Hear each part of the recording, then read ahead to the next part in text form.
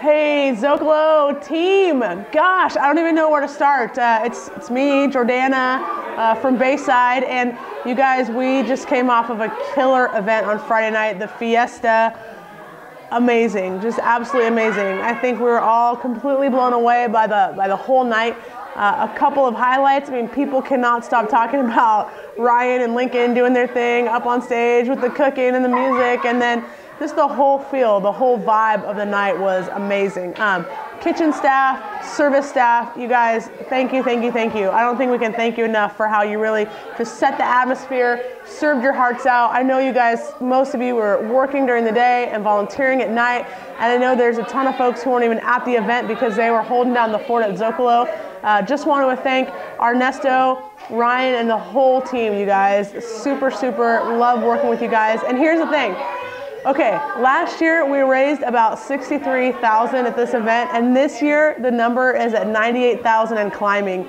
There's still money trickling in on people who wanting to give a fund to need, wanting to help with some homes, wanting to help send some kids, and I think, I mean, I'm pretty confident that we're going to hit the $100,000 mark. So that is amazing. I don't even know how to, I feel like I should stand up, but that's going to mess up Ryan's video because I want to give you guys a standing ovation. All the youth pastors, the senior pastors at Bayside, we just cannot thank Zocalo enough and the partnership that we have with you guys. We would love to, man, just keep sharing stories with you guys. We would love for some of you to come with us on the trip. I mean, if you're interested in all of that, man, we would just love for you guys to see this firsthand, and we'll continue to bring pictures and show video footage from this year's trip, really, which we could not do without you guys. So thank you very much.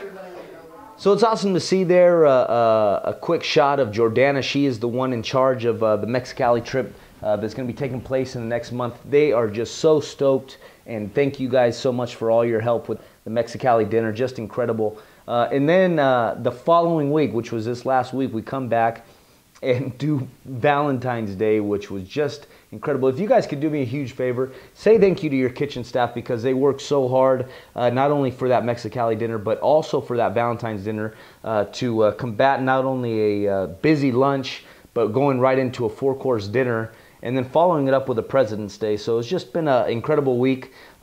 This next kind of season for us is really important in the office because now that we're kind of getting into this time of getting ready for spring, we're also working on a branding project to really start to strengthen the brand that is Zocalo. And so there's a lot of exciting things happening, a lot of exciting talks, really continuing to try to clean up and make Zocalo that much better. So be looking forward to that. So let's go ahead and roll right in with the Coppola, the Pinot Noir. Here are some of the tasting notes. Vintage is 2012, and the appellation's Monterey County. We felt in Midtown that the dishes that went with this wine were the fish taco, carnitas, and our arrachera. So this is going to be one of your lighter red wines. Joe Anthony, who used to be with us for years, bar manager, used to say that Pinot Noir was his funnest and easiest red wine to pair with Mexican food. So that is our Pinot Noir that we have on our list. The second wine that we tried is the Santa Rita Merlot. Vintage is 2013, and its appellation is Central Valley. Tasting notes you can see here as well. And there's just a couple hits here, but you know, one of the great things about a Merlot is everyone knows the name. So Merlot is just kind of one of those red wines that you know, basically Merlot and Chardonnay are the two wines that everyone knows. If you don't know wines, you do know those two names. So anyways, the two dishes that we felt paired well with that wine were our asada taco as well as the arrachera. And then going into the third wine, the Rodney Strong Cab Sauvignon. The vintage is 2012, and its appellation is Alexander Valley. The Rodney Strong actually had quite a few hits, one being our salmon with that great mole amarillo. Man, I fell in love again with this dish, actually with both our moles. The mole enchiladas also one with the Rodney Strong, but both our moles, you know, sometimes been doing these tastings and these pairings, and I just fall back in love with some dishes that I don't taste as often as others. But anyways, our salmon and mole, our mole enchiladas, empanadas, arrachera, our cochinita, and carnitas were all dishes that we felt went with the Rodney Strong. Cabs are very bold, very flavorful. The Joel Gata is the second cab that we have on our list. Its vintage is 2012, and its appellation is California. So looking back at the facts that we showed at the beginning of the video, for it to have an appellation of California means that it has to have 100% of the grapes coming from the state of California. And again, mole enchiladas were a favorite for this dish. Good pairing. The asada taco, our fish taco, empanada, arrachera, and then our carnitas as well. Second to last wine that we have on our wine list is a caricature out of, well, the winery's out of Lodi anyways, and its vintage is 2011, again, appellation being California.